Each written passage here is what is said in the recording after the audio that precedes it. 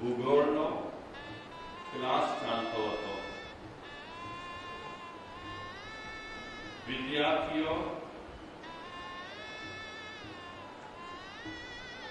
શાંતિથી બેઠા હતા. ભૂગોળ વિશે ચર્ચા કરતા, વાતચીત કરતા શિક્ષકે વિદ્યાર્થીઓને કીધું કે વિદ્યાર્થી મિત્રો,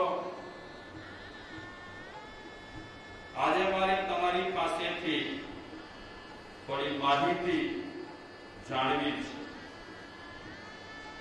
ભૂગોળ વિશે અત્યાર સુધી આપણે ઘણી ચર્ચાઓ કરી. મારે માહિતી એ જાણવી છે કે દુનિયામાં મોટામાં મોટી 7 અજાયબીઓ કઈ. તમને હું સમય આપું છું. આ વિશે પહેલા આપણી ચર્ચા થઈ ગઈ છે, તો તમે બધા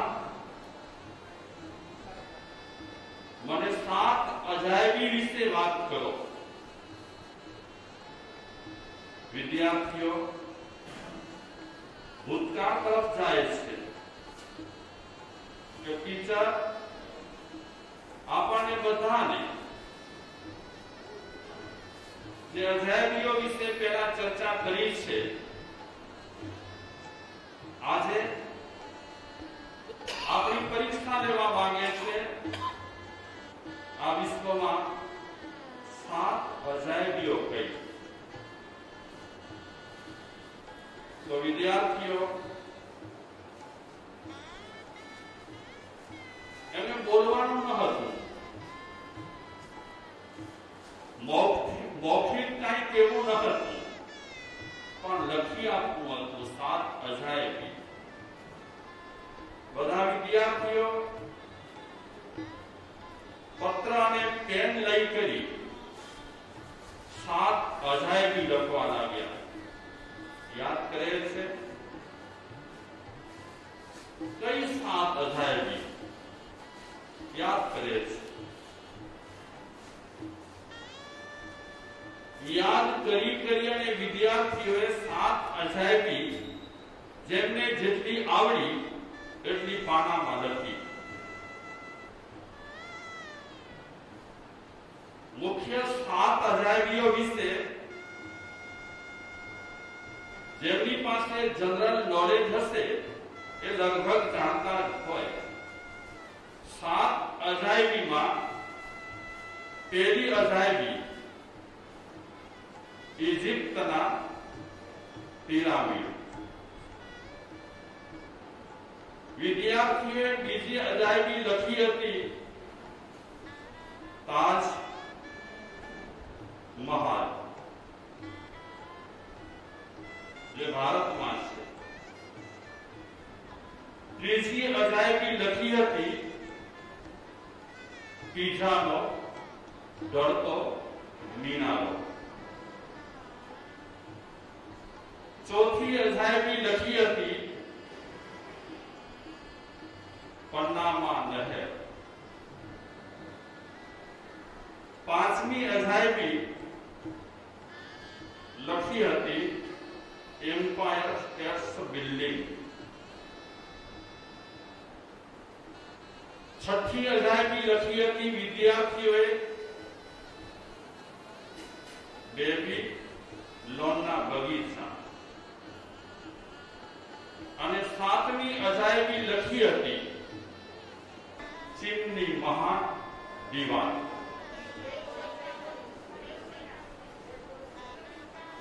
આ 7 અજાયબી જનરલી બધા વિદ્યાર્થીઓએ આ 7 અજાયબી પોતાના પત્રમાં લખી.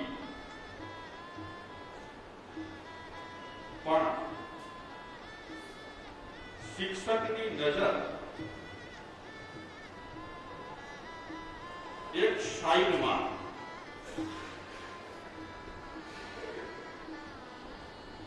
નાની છોકરી બેઠેલી હતી,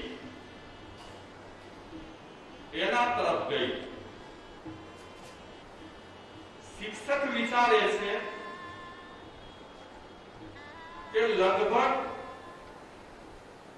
વિદ્યાર્થીઓએ આ 7 અજાયબી લખી અને એના પત્રક મને આપ્યા, પણ આ એક શાંત બેઠેલી દીકરી, એ શાંત બેઠેલી છોકરી, એ શાંત બેઠેલી વિદ્યાર્થીની એને કાગળ બાગળ લખીને મને આપ્યું નથી. એ વિચારતી હતી હજી.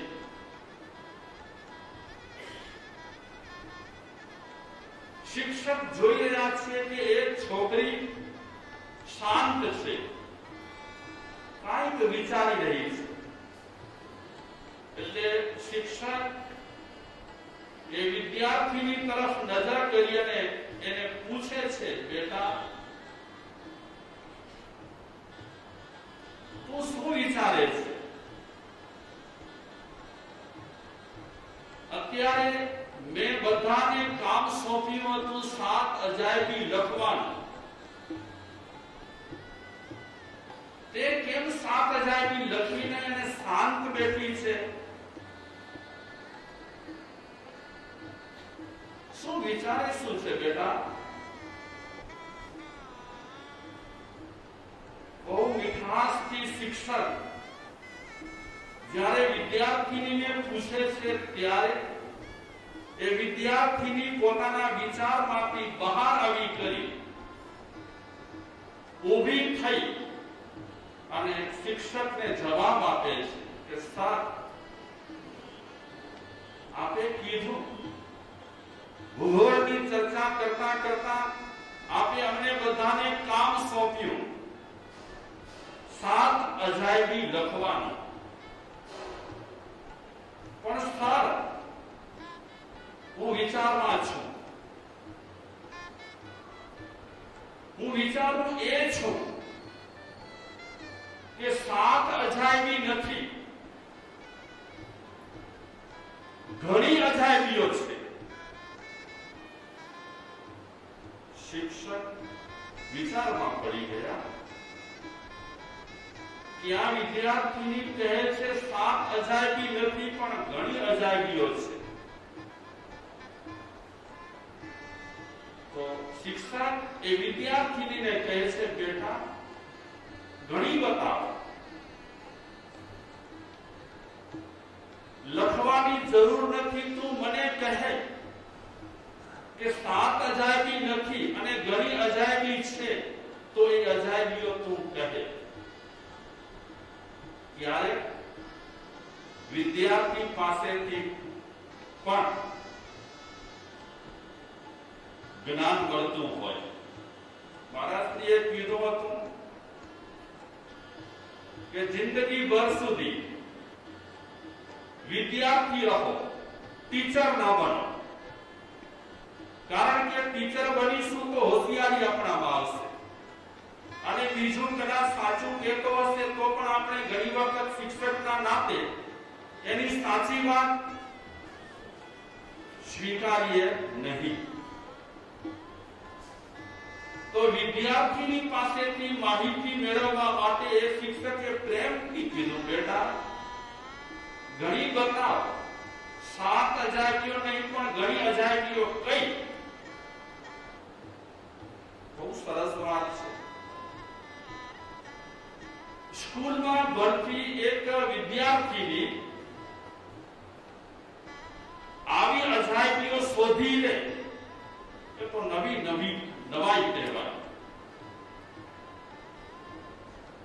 ધર્મનું જે લોકો સાંભળતા હોય એ તો કદાચ અજાયબીઓ શોધી લે, પણ એ નાની બચ્ચી, એ નાની વિદ્યાર્થીની એક મોટી વાત કરી અને અજાયબીઓ વિશે રજૂઆત કરે, એ ખરેખર આશ્ચર્યજનક વાત કહેવાય. ઊભી થયેલી એ વિદ્યાર્થીની શિક્ષકને અજાયબીઓ ઘણી બતાવે છે, ઘણી અજાયબીઓ. પેલી અજાયબી કહે છે શિક્ષકને, કે સ્પર્શવું એ પહેલી અજાયબી. સ્પર્શવું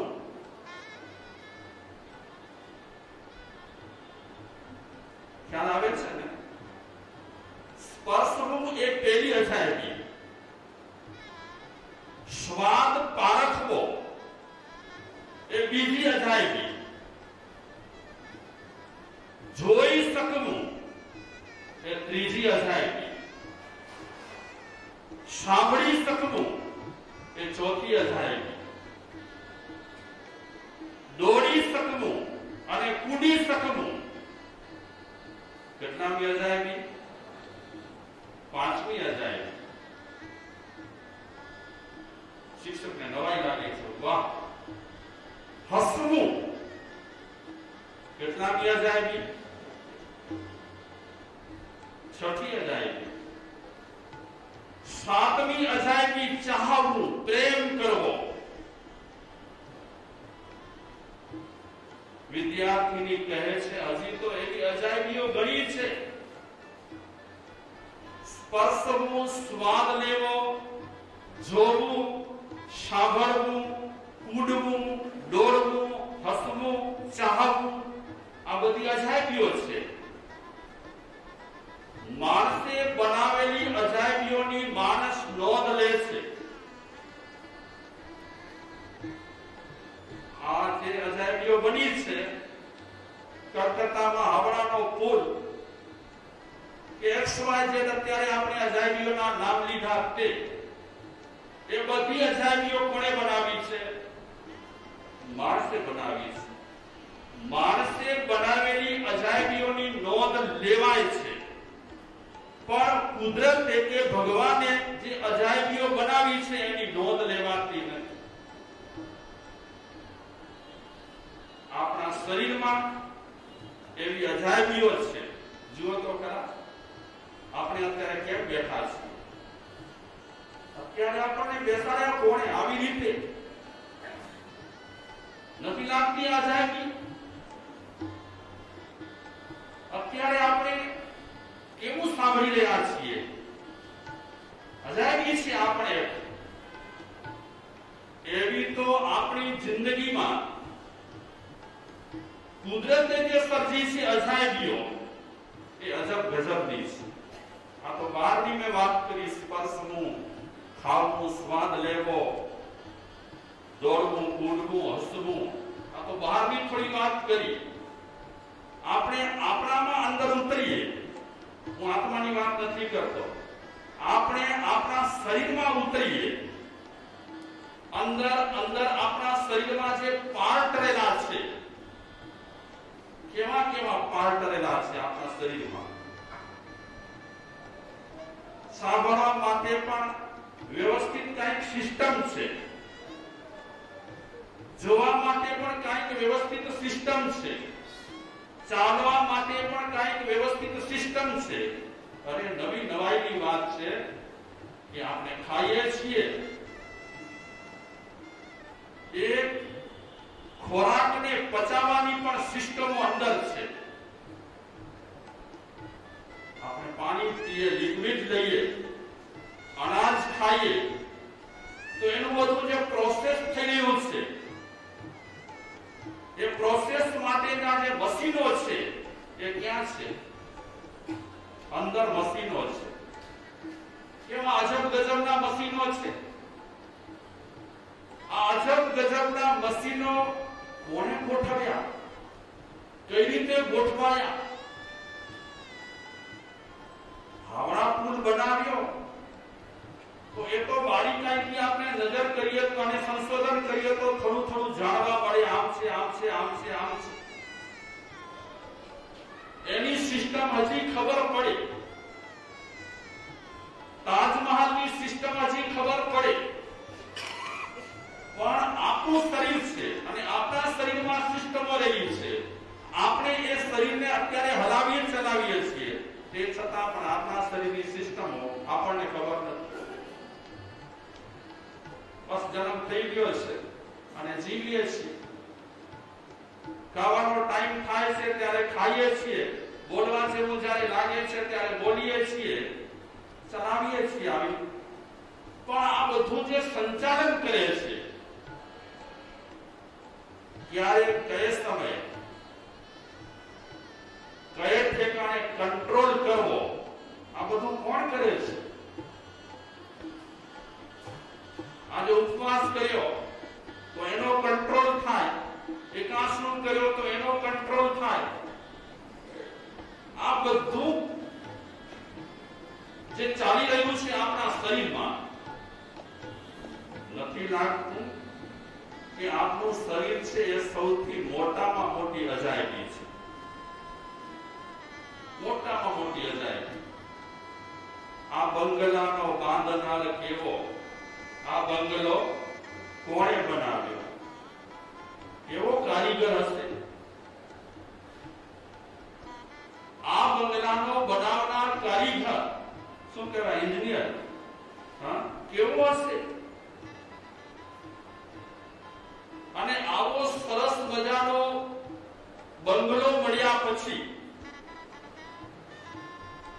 આ બંગલાની કઈ કિંમત કરવા જેવી છે, આ બંગલાનો કઈ ઉપયોગ કરવા જેવો છે. તમે નવો બંગલો બાંધો કે નવા ફ્લેટમાં આવો, સરસ મજાનો ફ્લેટ હોય, શોભો બધા સરસ મજાના કર્યા હોય, અને રહેવા ન જતા હો તો એમાં જ તમે પૈસા રોકી રાખ્યા હોય,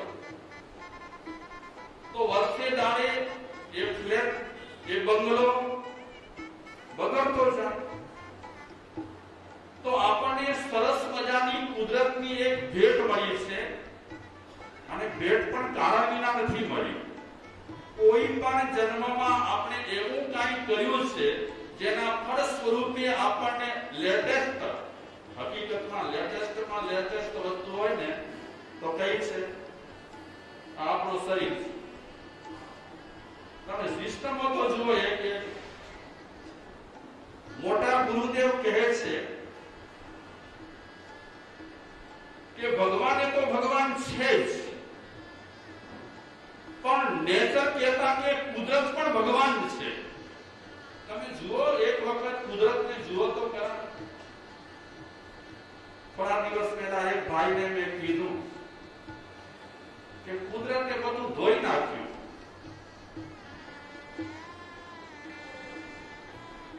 બિલ્ડિંગ ને એક માણસને ધોવ્યું હોય બિલ્ડિંગ, તો કેટલું પરિશ્રમ પડે.